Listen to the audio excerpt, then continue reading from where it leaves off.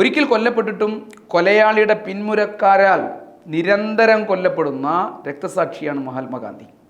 1948 ജനുവരി 30 ഡൽഹിയിലെ ബിർള മന്ദിരത്തിന് സമീപം നാഥുറാം വിനായക് ഗോഡ്സെ എന്ന ഹിന്ദുത്വ തീവ്രവാദിയുടെ വെടിയേറ്റ് ഗാന്ധി രക്തസാക്ഷി സംഭരിച്ചെങ്കിൽ പിന്നീട് ഇങ്ങോട്ട് ഗോഡ്സെയുടെ പിന്മുറക്കാർ അദ്ദേഹത്തെ നിരന്തരം വേട്ടയാടിക്കൊണ്ടേയിരിക്കുകയാണ്.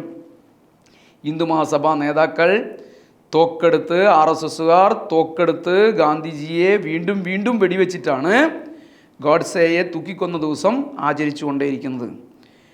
പൂജ ശുഗൻ പാണ്ഡെ എന്ന് പറയുന്ന ഹിന്ദു സഭാ നേതാവ് ഗാന്ധിയുടെ പ്രതിമയുണ്ടാക്കിയിട്ട് അതിന് വെടിവെച്ച് കളിക്കുകയായിരുന്നു. അത് കളിയായിരുന്നില്ല, അവർ വളരെ കൃത്യം പ്ലാൻ ചെയ്തൊരു പരിപാടിയായിരുന്നു. ഗാന്ധിയുടെ ശരീരത്തിൽ നിന്ന് രക്തം ചീറ്റുന്നത് ഉൾപ്പെടെ അവർ ഇതിൻ്റെ ഭാഗമായി ചിത്രീകരിച്ചു. ഗോഡ്സെയുടെ ചിത്രം മാറോട് ചേർത്ത് പിടിച്ച് മഹാത്മാ നാഥുറാം ഗോഡ്സെ എന്ന മുദ്രാവാക്യത്തിൻ്റെ അകമ്പടിയോടെയാണ് അവർ ഗാന്ധിയെ വീണ്ടും പ്രതീകാത്മകമായി വധിച്ചത്.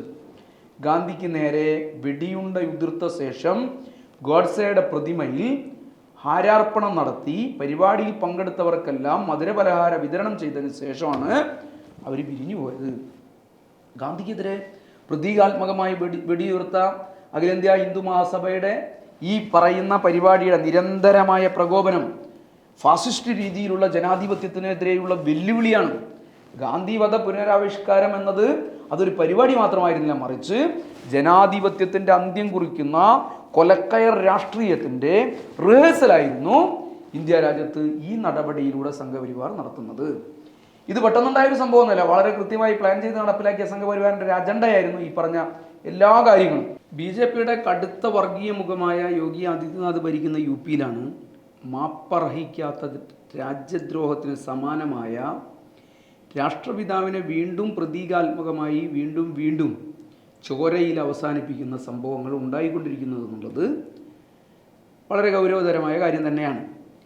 ഗാന്ധിജിയുടെ കോലത്തിന് നേരെ വെടിവെച്ച് അട്ടഹസിച്ച പൂജ, അദ്ദേഹത്തെ യഥാർത്ഥത്തിൽ ഇല്ലാതെയാക്കിയ ഗോഡ്സെയും ഗൂഢാലോചനയിലെ പ്രധാന മസ്തിഷ്കമായ സവർക്കറും നയിച്ച അഖില ഭാരത ഹിന്ദു മഹാസഭയുടെ ജനറൽ സെക്രട്ടറി ആയിരുന്നു എന്നത് കുറച്ചുകൂടി അതിൻ്റെ ഗൗരവം വർദ്ധിപ്പിക്കുകയാണ്. കേന്ദ്രമന്ത്രി ഉമാഭാരതിയുടെയും മധ്യപ്രദേശ് മുൻ മുഖ്യമന്ത്രി ശിവരാജ് സിംഗ് ചൗഹാൻ്റെയും എല്ലാം അടുപ്പക്കാരി കൂടിയാണ് ഇവർ. ഗോഡ്സെക്ക് മുമ്പ് ജീവിച്ചിരുന്നുവെങ്കിൽ മോഹൻദാസ് ഗാന്ധിയെ തൻ്റെ കൈകൊണ്ട് തീർക്കുമായിരുന്നുവെന്നാണ് അവർ പ്രഖ്യാപിച്ചത്. സ്വതന്ത്ര ഇന്ത്യയിൽ മറ്റൊരു ഗാന്ധിയെ കണ്ടാൽ വെറുതെ വിടില്ലെന്നും പരസ്യമായി അവർ പ്രഖ്യാപിച്ചുകൊണ്ടിരിക്കുകയാണ്. ഗാന്ധി രാഷ്ട്രപിതാവല്ലെന്നും ഗോഡ്സെയാണ് തൻ്റെ മാതൃകാ നേതാവെന്നും നിരന്തരമായി അവർ പറഞ്ഞുകൊണ്ടേയിരിക്കുന്നു.